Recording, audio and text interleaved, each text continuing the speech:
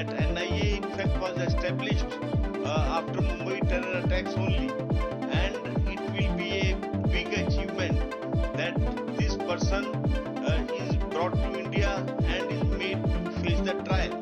As far as his specific role is concerned, he initiated the idea along with David Headley.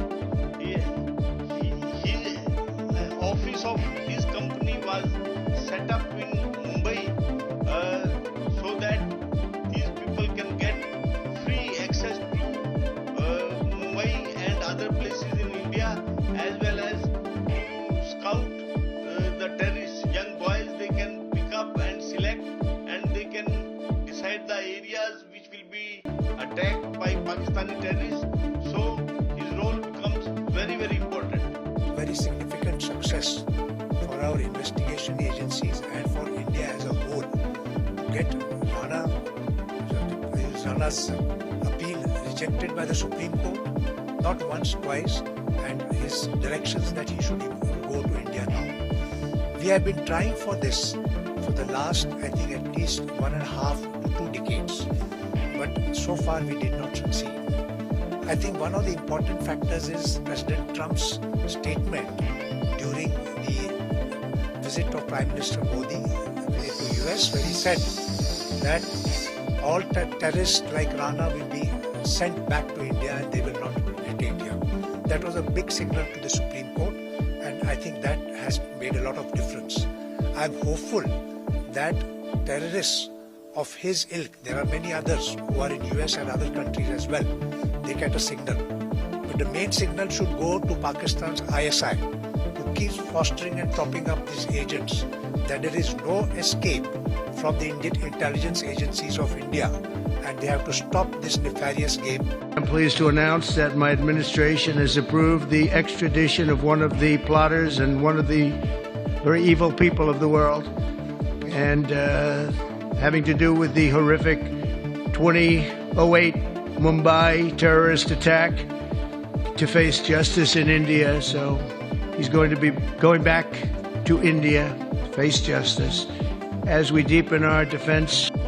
Pakistani turned Canadian and former officer in Pakistan's Army Medical Corps, Tahawwur Rana, was extradited from the US to India on April 10, 2025, after a decade-long legal battle, accused of playing a crucial logistical role in the 26/11 Mumbai terror attacks that killed 166 people.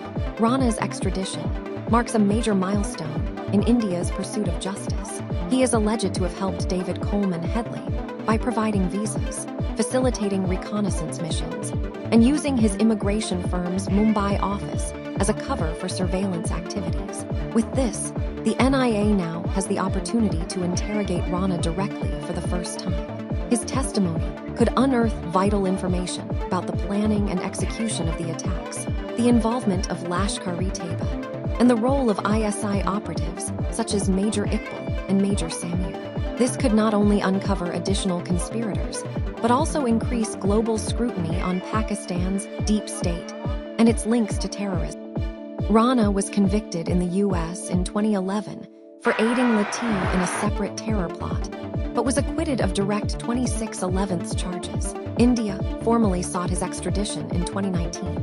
The US courts, including the Supreme Court, cleared the path for his extradition.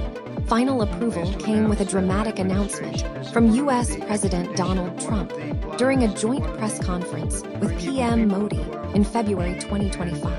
Rana's arrival in India is expected to add significant momentum to the investigation, particularly in exposing Pakistan's military and intelligence networks. Former top Indian police officials assert that the interrogation could determine if high-level Pakistani officials, including the then Prime Minister, were aware of or involved in the attacks. Pakistan has distanced itself, asserting Rana's Canadian nationality and denying any recent affiliation. Analysts believe this denial is an attempt to evade accountability and maintain plausible deniability amid rising diplomatic pressure. On the Tahawwur Rana issue, we have conveyed our position regarding his Canadian nationality. And as far as our record indicates he did not even apply for renewal of his Pakistani origin documents for the last 2 decades. I reiterate position. We will give further updates in due course. America government को thank you बोलना चाहता हूँ, शुक्रिया अदा करता हूँ। इतने बड़े मास्टरमाइंड को इंडिया को सौंप रहे हैं। तहव्वुर राना को भारत फाइनली लेकर आ रहे हैं, इस बात से मैं बहुत खुश हुई। ये इंडिया की सबसे बड़ी जीत हो रही है।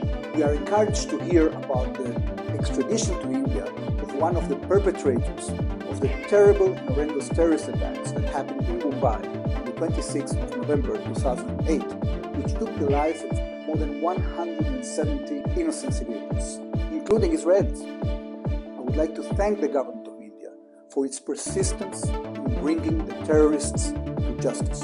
Beyond international ramifications, Rana's case also revives uncomfortable truths about India's domestic political response post-2611. The Congress-led UPA government at the time failed to mount a strong diplomatic offensive and, shockingly, allowed narratives like Hindu terror to take root. Books like 2611's RSS Ki Sazish attempted to mislead public opinion by blaming the Rashtriya Swayamsevak Sangh, shifting focus away from actual perpetrators and shielding external actors. As India moves closer to unearthing the full truth behind one of its darkest terror attacks, Rana's extradition could expose not only international terror networks, but also how internal politics distorted justice. This is a pivotal moment of reckoning, both for those who orchestrated the massacre and those who, through political gamesmanship, tried to bury its